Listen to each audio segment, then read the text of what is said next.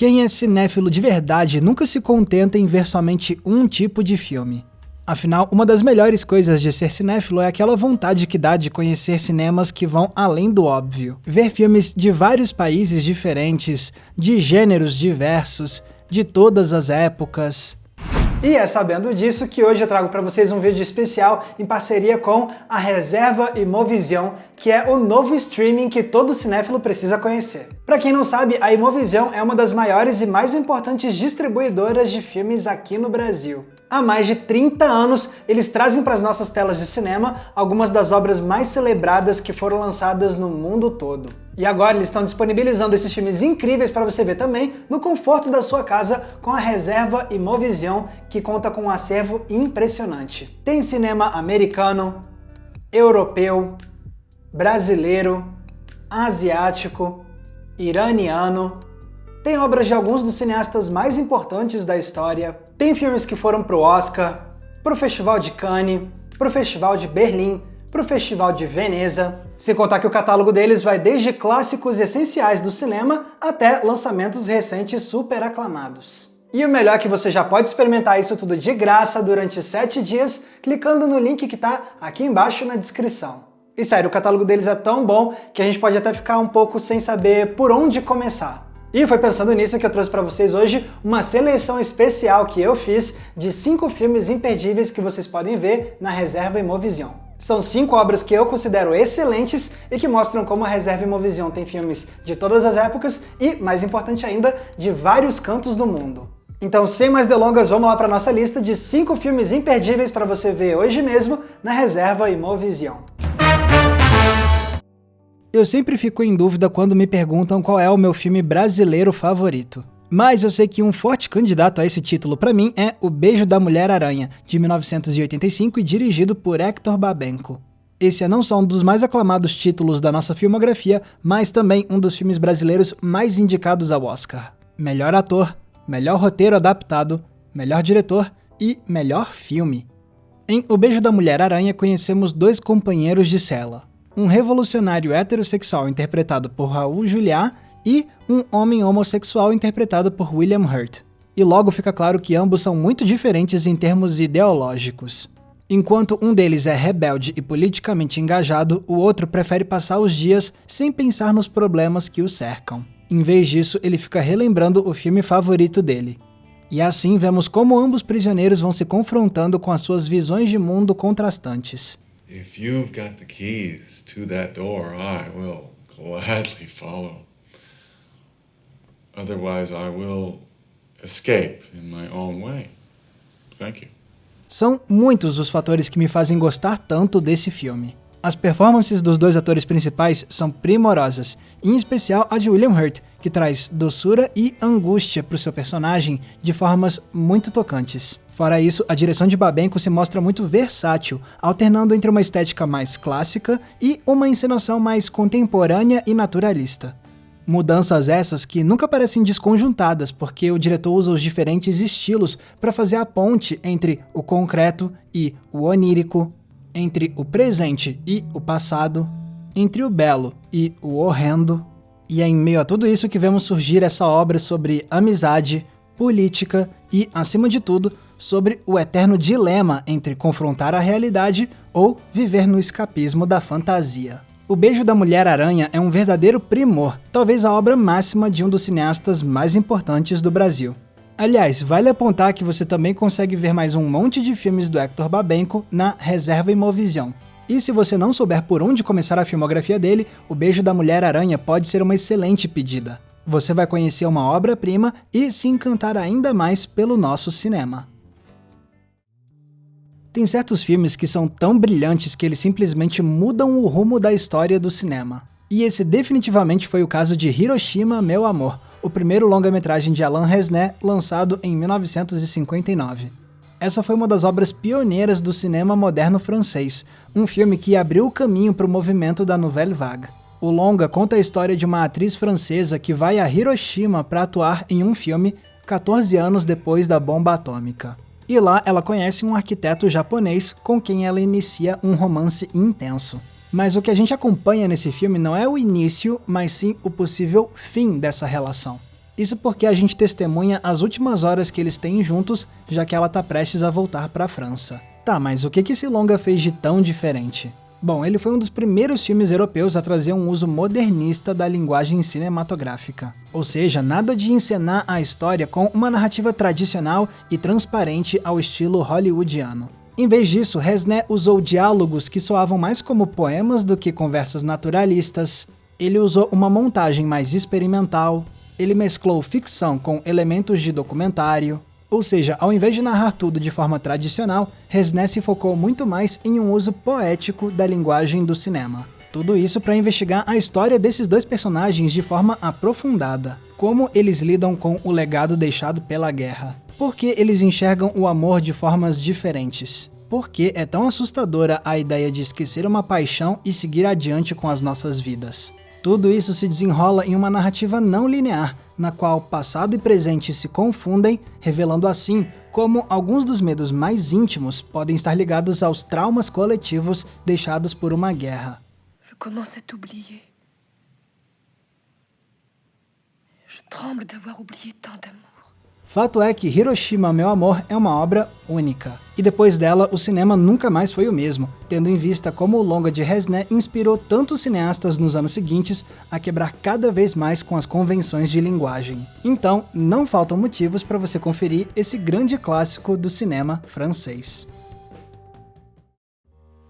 Poucos cineastas asiáticos hoje em dia são tão aclamados quanto o japonês Kiyoshi Kurosawa. Décadas atrás, ele ficou famoso pelos seus filmes de terror, mas ele também demonstrou ser muito habilidoso dirigindo dramas, algo que ficou claro com um dos seus melhores trabalhos, A Sonata de Tóquio. Aqui, Kurosawa nos apresenta a uma família de classe média, na qual cada pessoa tem os seus problemas que escondem dos demais. O pai acaba de ser demitido, mas está com vergonha de revelar isso para a família. A mãe está insatisfeita com a falta de afeto no lar. O filho mais velho nunca está em casa e o filho caçula sonha em fazer aulas de piano escondido, porque os pais não deixam ele aprender o instrumento. Graças a esse arranjo de protagonistas, o filme prende a nossa atenção o tempo todo, até porque cada subtrama abre espaço para diferentes tons dramáticos, momentos tocantes, ações surpreendentes, tem até espaço para pequenos instantes cômicos. E quanto mais a trama avança, mais inesperados são os rumos que ela vai tomando. Mas não é só a história que nos cativa aqui, porque o Kurosawa consegue traduzir o drama de forma visual primorosa. Por exemplo, nas cenas interiores, o diretor frequentemente usa a arquitetura da casa para criar enquadramentos que traduzem como esses personagens se sentem presos a vidas insatisfatórias. E em cenas externas, o Kurosawa muitas vezes deixa a câmera fixa e com o plano bem aberto para revelar Tóquio, nos lembrando como os dramas individuais dos personagens são inseparáveis desse ambiente urbano capitalista que cerca eles. Fora isso, muitos dos momentos mais impactantes do filme acontecem não por meio das palavras dos personagens, mas sim por meio dos gestos e das reações deles. Nada mais natural para uma família com sérios problemas de incomunicabilidade, não é? E quando você junta isso tudo a um excelente elenco e a uma montagem que cria transições brilhantes, você tem em mãos um dos melhores dramas produzidos nos anos 2000, vindo de um dos melhores cineastas vivos hoje em dia. A Sonata de Tóquio é verdadeiramente imperdível. Para quem se interessa por cinema iraniano, eu tenho uma boa notícia. Um dos mais aclamados filmes iranianos está disponível na reserva Imovision. A Separação, de 2011 e dirigido por Asghar Farhadi. O longa não perde tempo para te fazer entender a premissa básica. Já na abertura vemos um casal que está em conflito porque ela quer se divorciar e ele não. E quando a gente acha que essa separação vai ser o grande foco da trama, logo acontece um incidente doméstico que muda tudo e leva o roteiro para outras direções. A partir de então, o filme ganha ainda mais força dramática. Porque esse incidente vai dar início a uma rede de conflitos entre os 5 personagens principais. E em vez de deixar tudo confuso, o Farhadi consegue amarrar todas essas subtramas muito bem. Enquanto uma dupla tem um conflito romântico, outra pode ter um conflito de classes, ou uma situação de machismo, ou ainda um embate entre gerações. E se nós nos envolvemos com essas histórias, é porque tudo é filmado com um grande senso de intimidade. Em primeiro lugar, graças à câmera na mão e aos enquadramentos fechados nos personagens. E em segundo lugar, porque o roteiro nos apresenta todos os protagonistas de forma empática. Todos estão envolvidos em um dilema moral muito complexo, e nenhum personagem é retratado como 100% correto ou 100% incorreto. Todos cometem erros, mas todos também têm motivações pessoais compreensíveis. E para nos manter ainda mais engajados, a edição do filme mantém o drama e o suspense evoluindo num ritmo cada vez maior.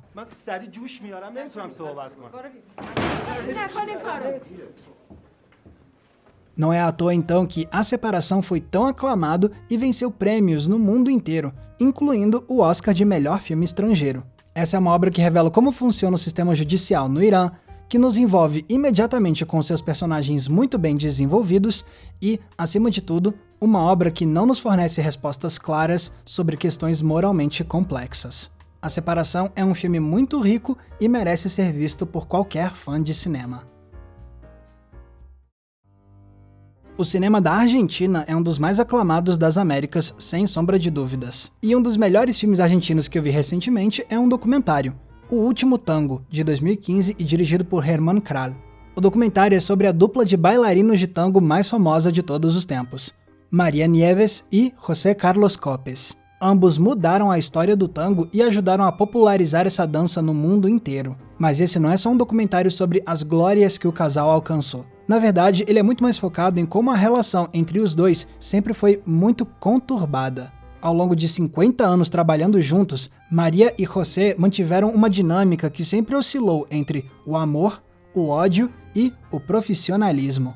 E a forma como o documentário narra a trajetória dos dois é muito criativa. Sim, temos as tradicionais entrevistas e imagens de arquivo. Mas o diretor também quis fazer dramatizações com atores interpretando a dupla em diferentes estágios da vida deles. E o Kral vai um passo mais longe, porque ele também nos mostra como foram feitas essas dramatizações. Por exemplo, vemos os atores ensaiando os passos complexos de tango. E mais instigante ainda é ver eles conversando com os personagens reais que eles interpretam. É nessas interações entre atores e personagens que vemos alguns dos depoimentos mais viscerais vindos de Maria e de José. No vas a ahondar más, porque me voy a quedar así, muda. Não hablo mais. Essas escolhas inusitadas de direção só reforçam o poder dessa história. Afinal, o diretor quer ressaltar a aura lendária de Maria e de José, mas também quer revelar o lado mais humano deles. Os traumas, as contradições, os sonhos. O filme é ao mesmo tempo uma celebração do espetáculo e a revelação do que existe por trás dessas belas aparências. Então nada mais justo que o espetáculo do musical cinematográfico também seja subvertido pela evidência de seus artifícios. E assim fica claro que você não precisa ser fã de dança ou da cultura argentina para apreciar O Último Tango. Essa é uma trajetória humana tão marcante e contada com tanta criatividade que basta que você seja fã de boas histórias e pronto. Tá vendo então como a Reserva Imovision tá cheia de filme bom de vários países e de várias épocas? E olha que hoje eu só falei de 5 filmes. Se você dá uma olhada no restante do catálogo deles, você vai perceber que tem muito filme bom para você conferir por lá. Então, se você quiser sair do óbvio e ver o que tem de melhor no cinema do mundo inteiro, não deixe de conferir a Reserva Imovision. Lembrando que aqui embaixo na descrição do vídeo tem o link para vocês experimentarem esse serviço fantástico durante 7 dias de graça. E com isso a gente encerra essa lista muito especial de hoje. Se vocês gostaram, deixa aqui o seu curtir e um comentário aqui embaixo para dar uma forcinha pra gente. Mais uma vez, muito obrigado pela audiência, um abraço e até a próxima sessão.